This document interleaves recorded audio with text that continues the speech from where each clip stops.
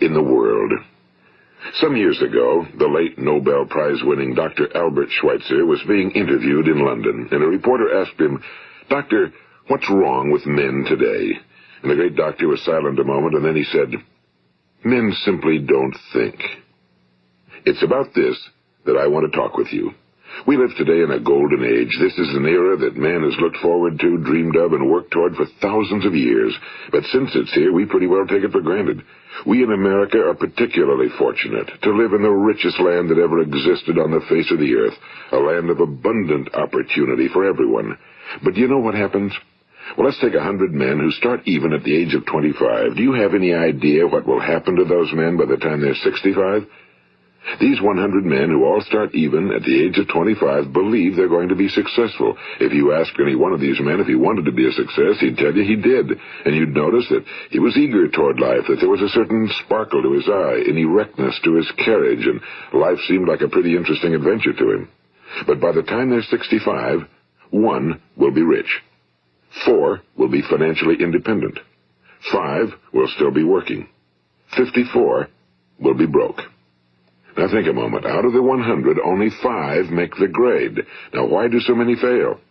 What has happened to the sparkle that was there when they were 25? What's become of the dreams, the hopes, the plans? And why is there such a large disparity between what these men intended to do and what they actually accomplished? When we say about 5% achieve success, we have to define success. And here's the best definition I've ever been able to find. Success is the progressive realization of a worthy ideal. If a man is working toward a predetermined goal and knows where he's going, that man is a success.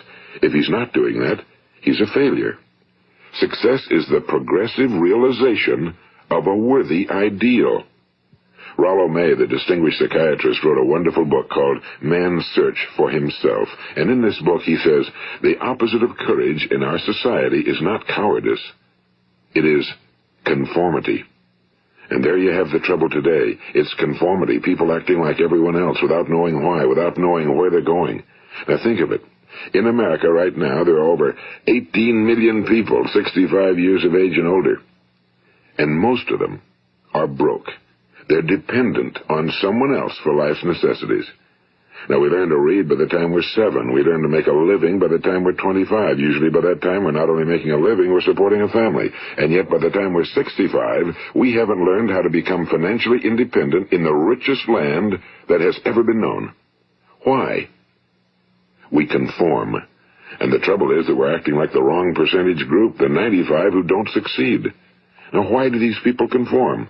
Well, they really don't know. These people believe that their lives are shaped by circumstances, by things that happen to them, by exterior forces. They're outer-directed people.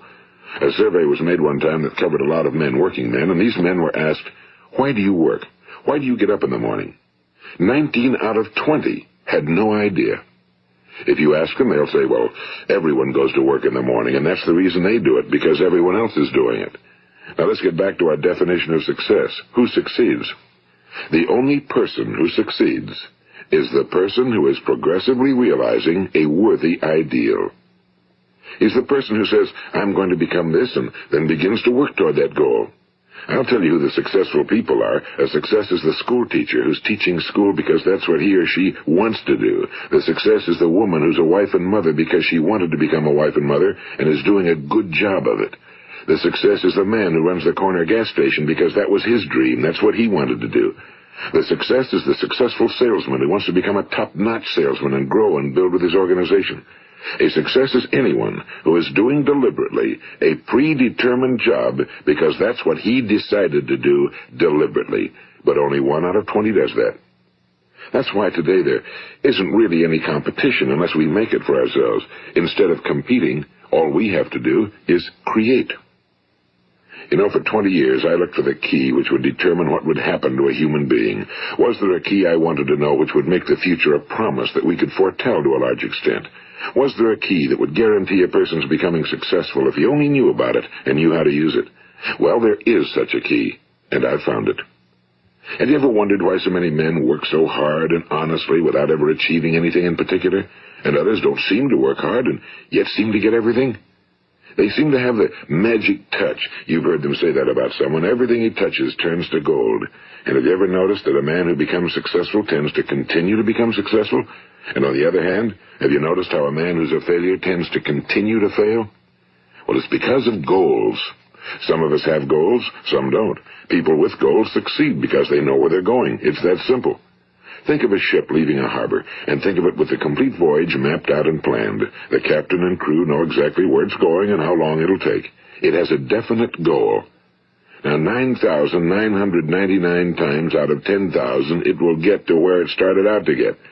Now, let's take another ship, just like the first, only let's not put a crew on it or a captain at the helm. Let's give it no aiming point, no goal, no destination. We just start the engines and let it go. I think you'll agree with me that if it gets out of the harbor at all, it will either sink or wind up on some deserted beach, a derelict. It can't go anyplace because it has no destination and no guidance, and it's the same with a human being. Take the salesman, for example. There's no other person in the world today with the future of a good salesman.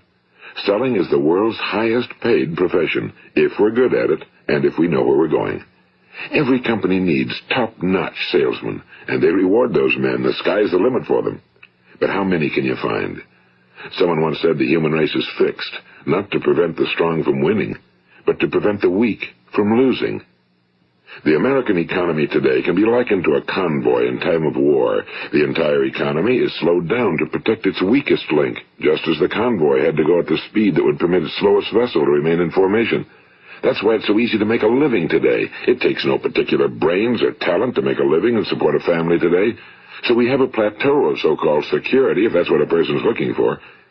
But we do have to decide how high above this plateau we want to aim.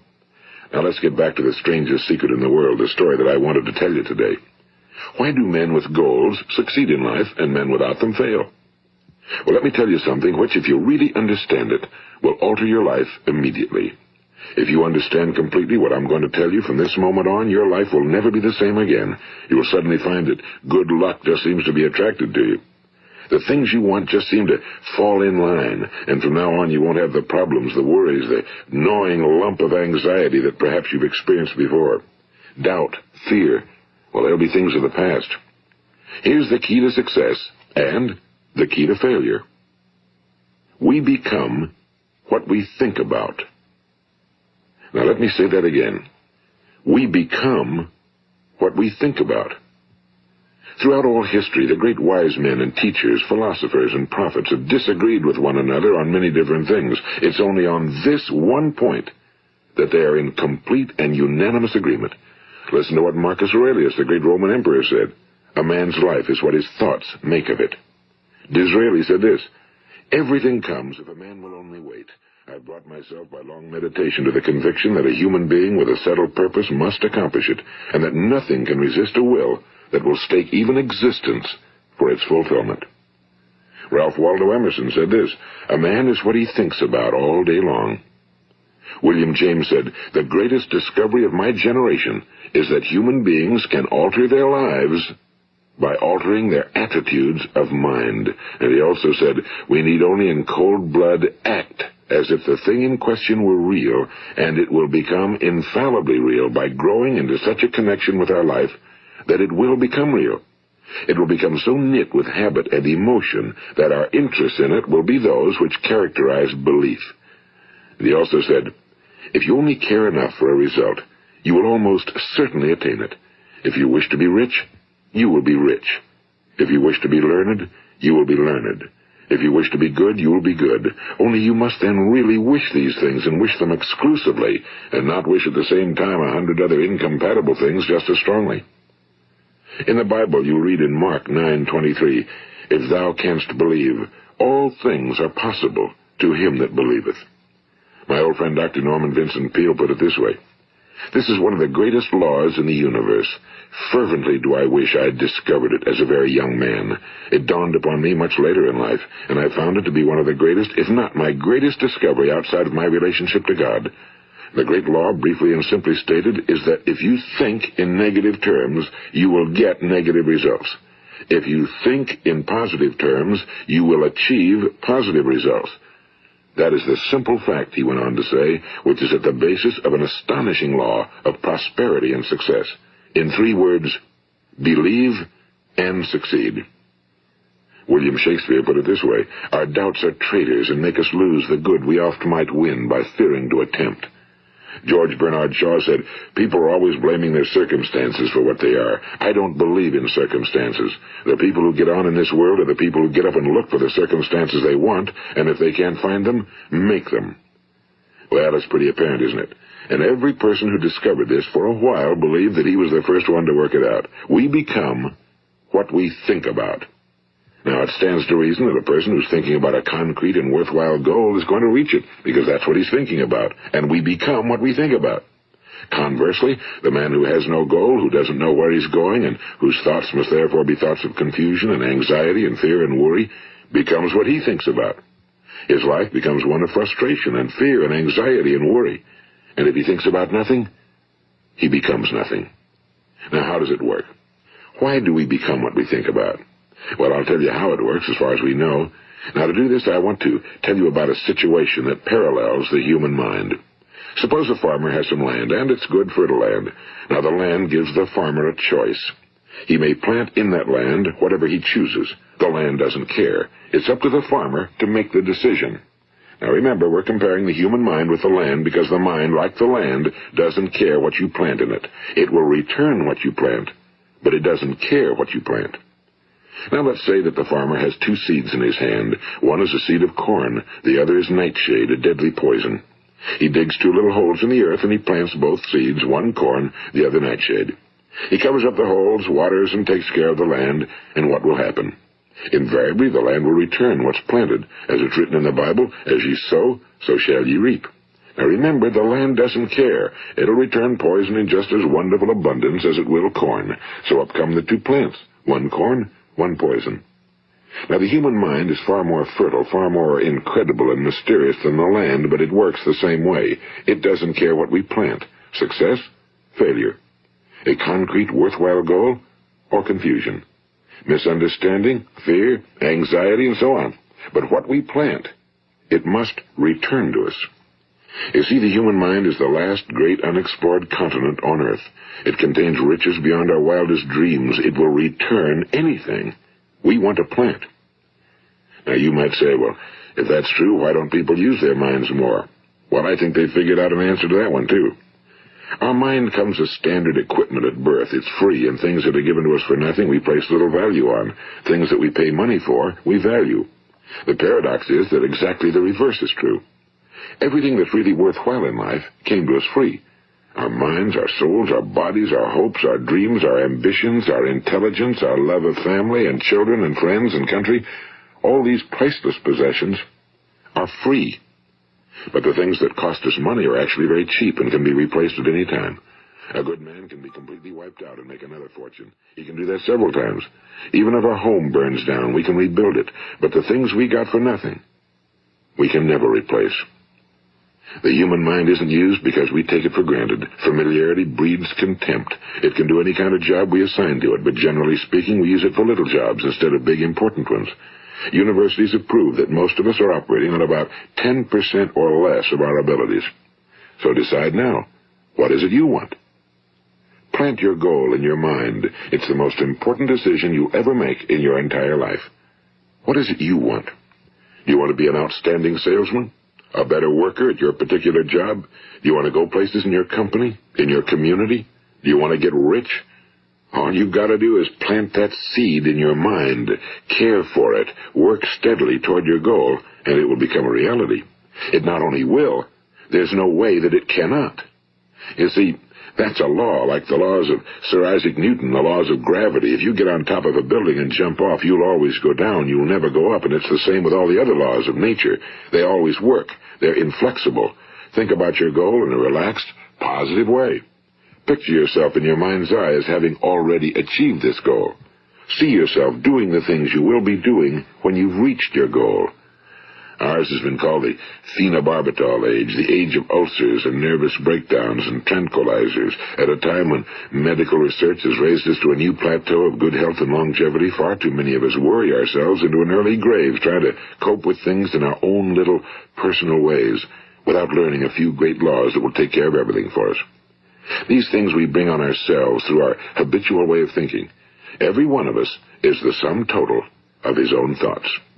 He is where he is because that's exactly where he really wants to be, whether he'll admit that or not.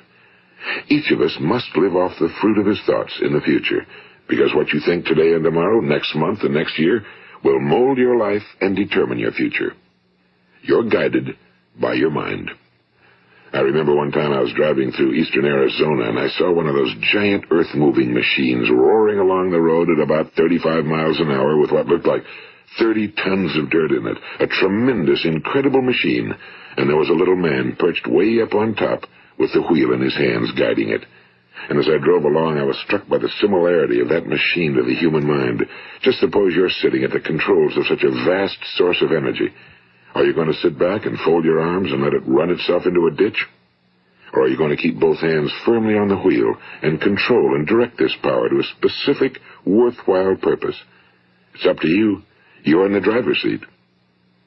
You see, the very law that gives us success is a two-edged sword. We must control our thinking.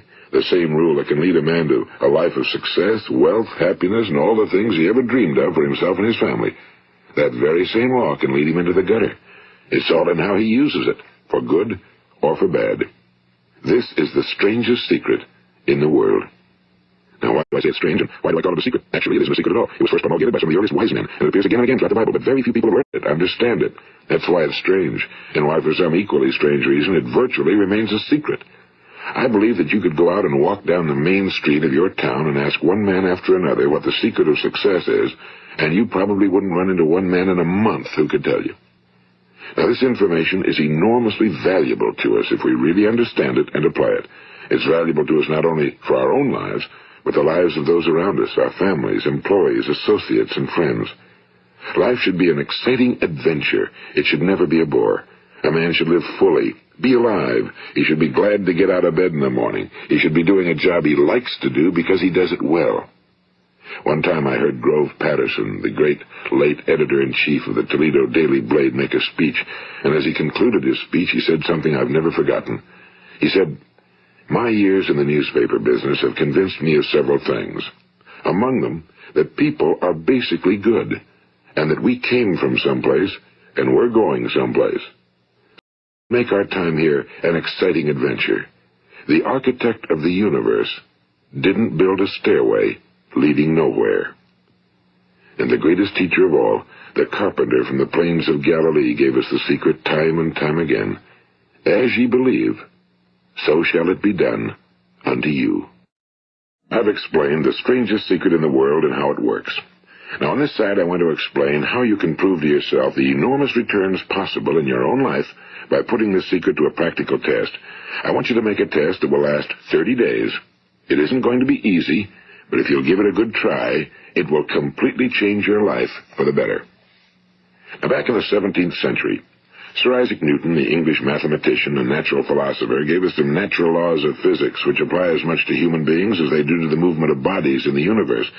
And one of these laws is that for every action, there is an equal and opposite reaction. Simply stated, as it applies to you and me, it means we can achieve nothing without paying the price. The results of your 30-day experiment will be in direct proportion to the effort you put forth. To be a doctor, you must pay the price of long years of difficult study. To be successful in selling, and remember that each of us succeeds to the extent of his ability to sell. Selling our families on our ideas, selling education in schools, selling our children on the advantages of living the good and honest life, selling our associates and employees on the importance of being exceptional people. To, of course, the profession of selling itself. But to be successful in selling our way to the good life, we must be willing to pay the price. And what is that price? Well, it's many things. First, it's understanding emotionally, as well as intellectually, that we literally become what we think about, that we must control our thoughts if we're to control our lives. It's understanding fully that as ye sow, so shall ye reap. Second, it's cutting away all fetters from the mind and permitting it to soar as it was divinely designed to do. It's the realization that your limitations are self-imposed and that the opportunities for you today are enormous beyond belief. It's rising above narrow-minded pettiness and prejudice. And third, it's using all your courage to force yourself to think positively on your own problem, to set a definite and clearly defined goal for yourself, to let your marvelous mind think about your goal from all possible angles, to let your imagination speculate freely upon many different possible solutions, to refuse to believe that there are any circumstances sufficiently strong to defeat you in the accomplishment of your purpose, to act promptly and decisively when your course is clear, and to keep constantly aware of the fact that you are, at this moment, standing in the middle of your own acres of diamonds, as Russell Conwell used to point out. And fourth, save at least 10% of every dollar you earn. It's also remembering that no matter what your present job, it has enormous possibilities, if you're willing to pay the price. Now let's just go over the important points in the price each of us must pay to achieve the wonderful life that can be ours. It is, of course, worth any price. 1. You will become what you think about. 2. Remember the word imagination and let your mind begin to soar. 3. Courage. Concentrate on your goal every day. 4. Save 10% of what you earn. And 5. Action.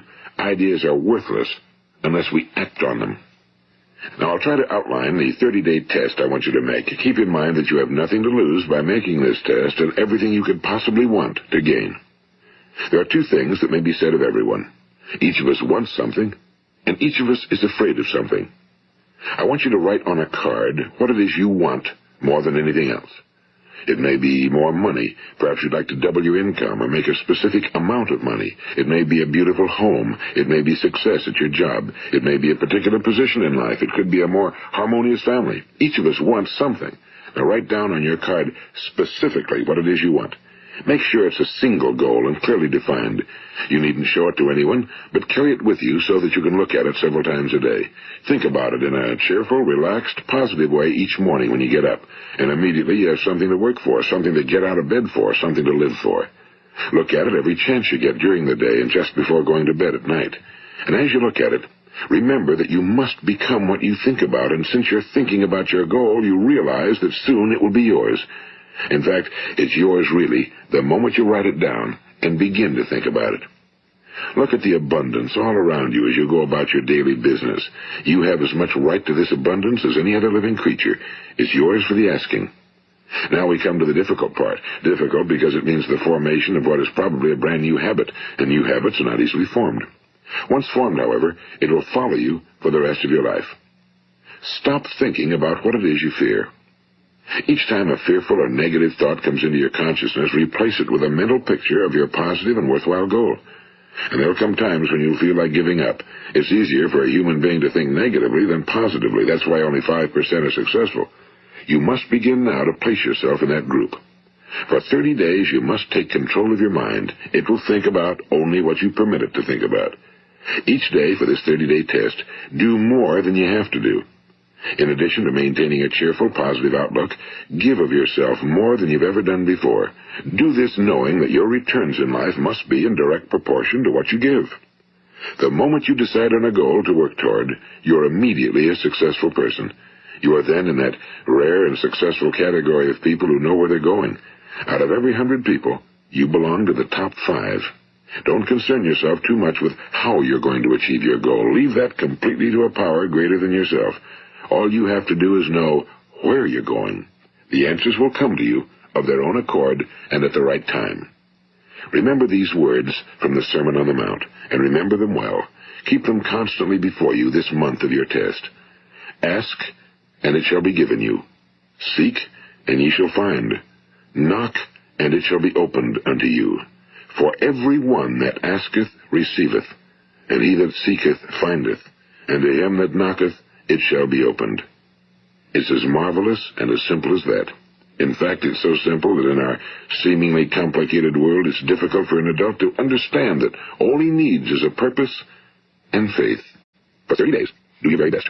If you're a salesman, go at it as you've never done before, not in a hectic fashion, but with a calm, cheerful assurance that time well spent will give you the abundance in return you deserve and want. If you're a homemaker, devote your 30-day test to completely giving of yourself without thinking about receiving anything in return, and you'll be amazed at the difference it makes in your life. No matter what your job, do it as you've never done it before for 30 days. And if you've kept your goal before you every day, you'll wonder and marvel at this new life you've found. Dorothea Brand, the outstanding editor and writer, discovered it for herself and tells about it in her fine book, Wake Up and Live.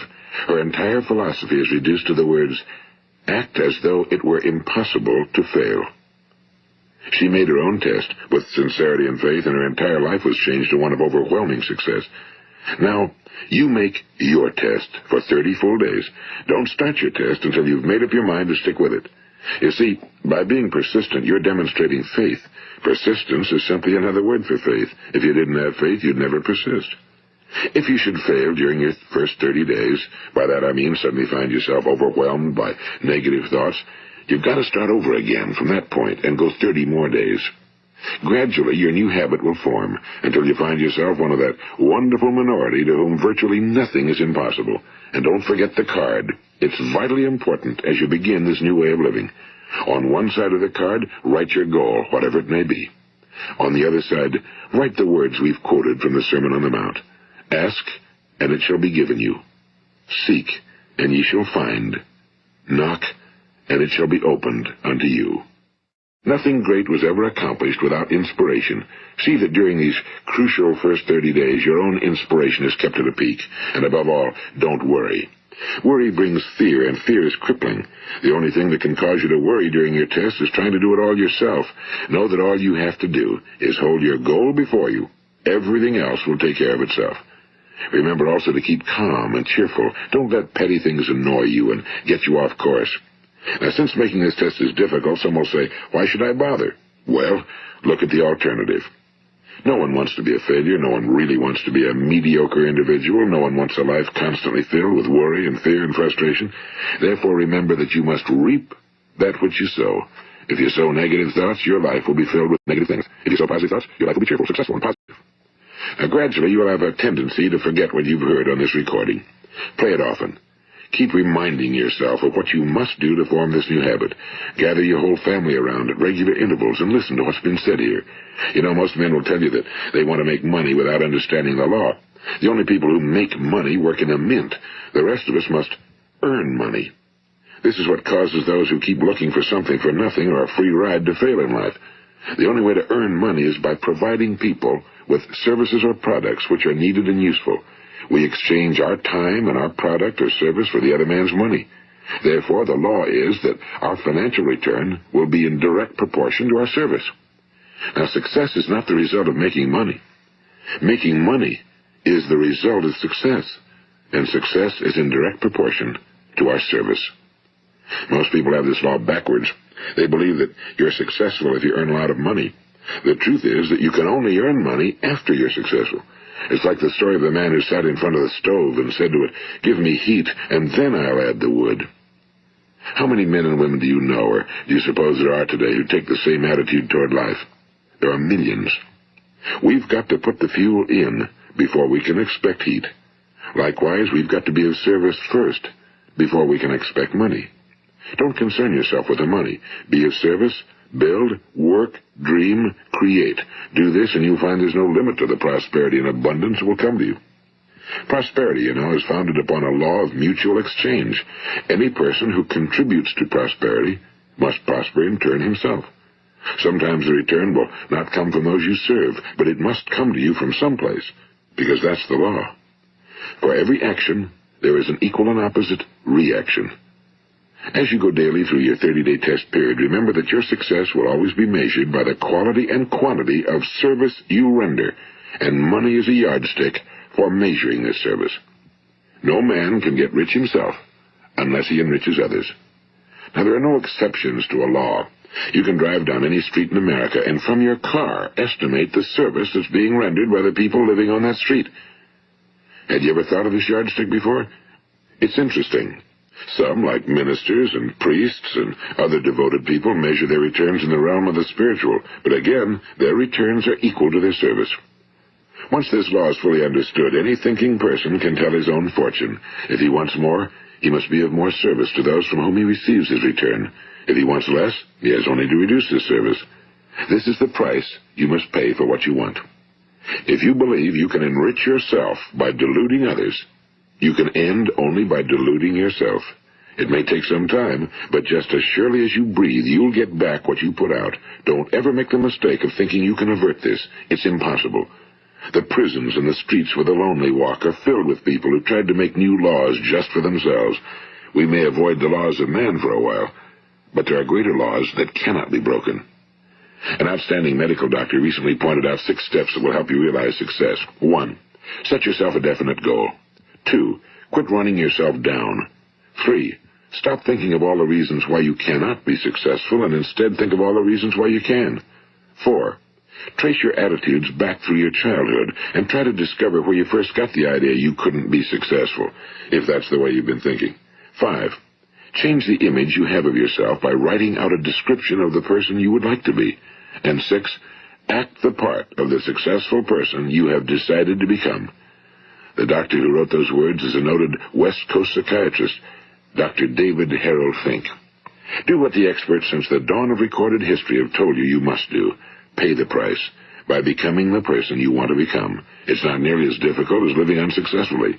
Make your 30-day test, then repeat it again, and each time it will become more a part of you until you'll wonder how you could ever have lived any other way. Live this new way, and the floodgates of abundance will open and pour over you more riches than you may have dreamed existed. Money? Yes, lots of it. But what's more important, you'll have peace. You'll be in that wonderful minority who lead calm, cheerful, successful lives. Start today. You have nothing to lose, but you have a whole life to win. This is Earl Nightingale, and thank you. How do you do?